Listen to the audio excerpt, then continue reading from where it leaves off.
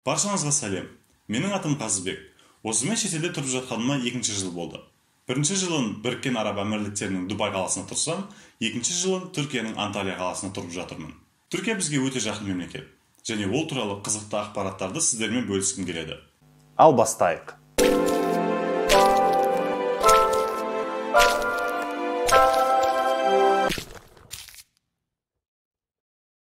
Түркия Республикасы Азия мен Европа құрлықтарында орналасқан мемлекет. Жер көлемі жағынан 37-ші орын алады, ал халық саны бойынша 17-ші орында. Мемлекет өз тәуелсіздігін 1923 жылы алған. Алып, Осман империясының ыдырауы нәтижесінде пайда болған мемлекет. Кіші Азия түбегінде орналасқан. Оны Қара, Жерорта, Эгей және Мәрмәра теңіздері жан-жақтан қоршайды. Шығысында Грузия, Әзербайжан, Иран, Армениямен шектессе, батысында Болгария, Грекия, оңтүстігінде Ирак, Сириямен шекаралас. Сонымен қатар теңіз шекаралары бар. Солтүстігінде Қара теңіз арқылы Румыния, Украина, Ресей Федерациясымен шектессе, оңтүстігінде Жерорта теңізі арқылы Мысыр, Ливия, Кипр, Израиль, Ливанмен шектеседі. Түркия дүниенің екі бөлігінде орналасқан мемлекет. Жерінің 97% Азияда, ал 3% Еуропада жатыр. Босфор бұғазының үстінде салынған көпір Европа мен Азияны жалғастырып тұр. Көпір 1973 жылы қазан айының 30-ында Түркия Республикасының 50 жылдық құрметіне ашылған. Ұзындығы 1074 метр, биіктігі 64 метр. Оның құрылысында түріктермен қатар ағылшындар, немістер, жапондықтар еңбек етті. Қазір бұл көпір Түркияның жаңа нышаны сияқты. Босфор мен Дарданелл бұғаздары тек Азия мен Европа арасындағы шекара емес, сонымен қатар Қара теңізді дүниежүзілік мұхитпен жалғастырып жатқан су жолы жүйесі. Түркияның кіші Азиядағы бөлігі Анадолу деп аталады, ал Европада қалған Балқан түбегіндегі жерлер Румелия деп аталады. Босфор бұғазының жағалауында Түркияның ең үлкен ірі порты Стамбул қаласы орналасқан. Түркия континенттік климат белдеуінде орналасқан таулы ел. Ел орталығында климат шұғыл континенттік. Қыста суық болады, ал жазда ыстық болады. Тек қана теңіз жағалауында климат субтропикалық болады. Жерорта мен Эгей теңіздерінде ауа райы өте ыстық болады. Түркияда қала саны 100 мыңнан асқан 81 үлкен қала бар. Салыстырмалы түрде Қазақстанның 22 қаласында халық саны 100 мыңнан асқан. Ең үлкен қалаларын көрейік. Стамбул, немесе Истанбул, 15 миллион тұрғыны бар. Түркияның басты экономикалық, туристік, рухани, мәдени, қаржы орталығы. Стамбул шынында әлемнің орталығы болып табылады. Қай жерге барамын десең, ұзатпай жетуге болады. Кезінде француз императоры Наполеон Бонапарт бүкіл дүние бір мемлекет болса, астанасы Стамбул болатын деп кеткен еді. Халық саны бойынша дүниенің 14-ші және Европаның ең үлкен қаласы. Расында да бұл қала 4 империяның астанасы болған қала. 330 бен 395 жылдар арасында Рим империясының, 395-1453 жылдар арасында Византия империясының, 1204-1261 жылдар арасында Латин империясының астанасы болған қала. Алайда 1453 жылдың мамыр айында Осман сұлтаны Фатих сұлтан Мехмед Византия империясын құлатып, қаланы жаулап алып, Осман империясының жаңа астанасы етті. Басқа қандай қалалар бар? Анкара 5,5 миллион халқы бар. Мемлекет астанасы және саяси орталық болып табылатын қала. Түркия астанасы Стамбул емес, Анкара қаласы екенін көбісі біле бермейді. 1923 жылдан бастап Түркия Республикасының астанасы болып келеді. Измир, Түркияның 3-ші үлкен қаласы және студенттер қаласы болып есептеледі. Бурса, Осман империясының тұңғыш астанасы болған қала. Адана, әлемге әйгілі Адана кебаптың отаны. Газиантеп, Сирияға жақын мемлекеттің оңтүстігінде орналасқан ең үлкен қала. Коня, бұрынғы суфистік дервиштер қаласы. Анталия, өздеріңіз жыл сайын демалысқа келіп жүрген қала.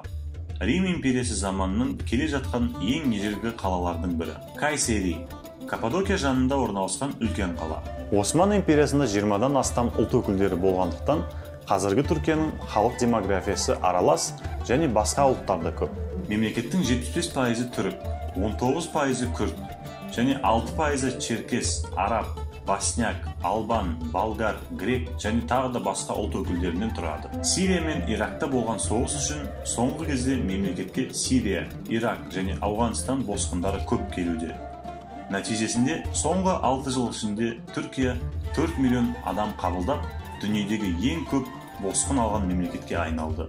Шыны керек, көшеде қара жұмыс істеп жүрген немесе қайыр сұрап жүрген адамдар көп болып кетті. Және олардың бәрі Сирия мен Ирактан келген босқындар. Түркияның азаматтығы әлемдегі ең мықты азаматтықтардың бірі болып есептеледі. Ол не демек? Яғни Түркия паспортымен адамдар көптеген елдерге визасыз бара алады. Және де сол елдердің ішінде де көптеген скидкалары болады. Авторитеттік американдық Henley & Partners компаниясына сүйенсек, Түркия азаматтары 111 мемлекетке визасыз бара алады. Мысалы үшін салыстыратын болсақ, Қазақстан азаматтары 75 мемлекетке визасыз бара алады. Ресей азаматтары 118, Украина 136, Әзірбайжан 68 мемлекетке визасыз бара алады. Паспорты мықты болғандықтан, Түркияның азаматтығын көптеген адамдар алғысы келеді. Алайда ол оңай емес. Мемлекетте 250 мың долларға мүлік сатып алу, немесе 500 мың долларды түрік банкіне 3 жылға депозит етіп қою керек. Түркияның жалғыз және ресми тілі түрік тілі болып табылады. Алайда елдің ішінде көптеген басқа ұлттар болғандықтан басқа тілдер де бар. Оның ішінде араб, күрд, фарсы, неміс, ағылшын және тағы басқа тілдер. Түркияның мемлекеттік дінін көп адам ислам деп ойлайды. Алайда ол олай емес. Түркияның мемлекеттік діні мүлдем жоқ. Яғни ол Қазақстан сияқты светский мемлекет болып есептеледі. Алайда оған қарамастан мемлекеттің 99% сунни мұсылмандары болып есептеледі. Мұсылман мемлекеттер арасында мешіті ең көп мемлекет Түркия болып есептеледі. Жалғыз Стамбулдың өзінде 3365 мешіті бар. Ал бүкіл Түркияда 84648 мешіті бар екен. Түркияның ақшасы лира деп аталады. Қазіргі кезде 1 доллар 8,2 лира, 1 евро 9,6 лира. Және де теңгеге ауыстыратын болсақ, 1 лира 53 теңгеге тең. Түркияда минималдық айлық 400 евроға тең, немесе 227 мың теңгеге тең. Түркия Gross Domestic Product, немесе жалпы ішкі өнім бойынша әлемнің 20-шы экономикасы. Ал адам басына санағанда 67-ші орында тұр. Қазақстанмен салыстырғанда жалпы ішкі өнім бойынша 54-ші орында, ал адам басына санағанда 63-ші орында. Жалпы ішкі өнім деген не? Қарапайым сөзбен айтсақ, бұл көрсеткіш бір адам бір жылдың ішінде қанша ақша тауып жаратады деген сөз. Мысал үшін, ақш-та адам басына өнім 68309 доллар, ал Қазақстанда 9828 доллар. Түркия әлемнің 6-шы ең туристік мемлекеті болып есептеледі. Жыл сайын 50 миллионға жуық туристер келеді екен. Түркия арасында да өте әдемі мемлекет. Тарихи, табиғи көретін жерлер өте көп. Мысалы, Троя киносын көрсеңіздер, соңында болған Троя аты Түркияның қазіргі Жанаккале қаласында орналасқан. Одан басқа Каппадокия, Памуккале, Стамбул, Анталия, Бодрум, Мармарис, Мардин және тағы басқа көптеген әдемі туристік жерлері бар. Жалпы туризм мемлекет экономикасының негізгі индустрияларының бірі.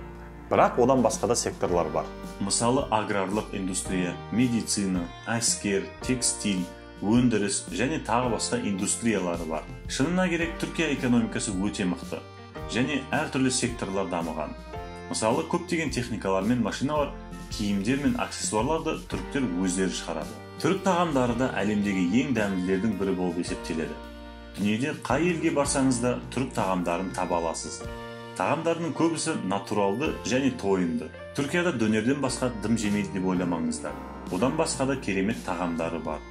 Мысалы, кумпир, пиде, лахмаджун, долма, искандер кебаб, көфте, баклава, чик көфте, көкөреч, айран, түрк кофесі және тағы да басқа көптеген тағамдары бар.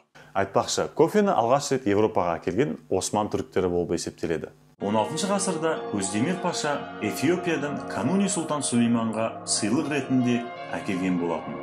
Ол сұлтанға қатты ұнағасын бәрі кофе ішетін болды. Сөйтіп Европаға да тарады. Айтпақшы, кофені Түркияда кахве деп атайды. Түркияға келіп жатсаңыз, міндетті түрде ішіп көріңіздер. Бірақ түріктер көбінесе шай ішеді.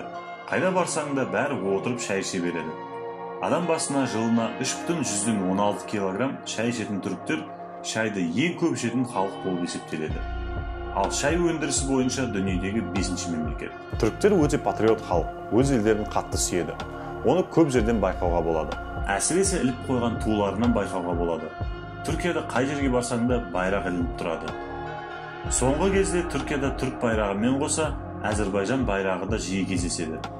Түріктер Әзірбайжандарды бір халық деп есептейді. Сонымен қатар, соңғы Қарабақ соғысында Әзірбайжандарға қолдау көрсеткені болар. Түркияның әскері әлемнің 10 мықты әскерлерінің арасына кіреді. Жылдық әскери бюджеті 4 миллиард доллар. Түркия НАТО-ның мүшесі және таяу шығыстағы әскери және саяси ең күші мол мемлекет. Демек, туристер және тұрғындар үшін тыныш және қауіпсіз ел болып есептеледі. Осымен Түркия жайлы видеоның бірінші бөлімі аяқталды. Екінші видеоны өткізіп алмас үшін менің каналыма тіркеліңіздер. Осы видео сізге ұнаса, достарыңызбен бөлісіңіздер.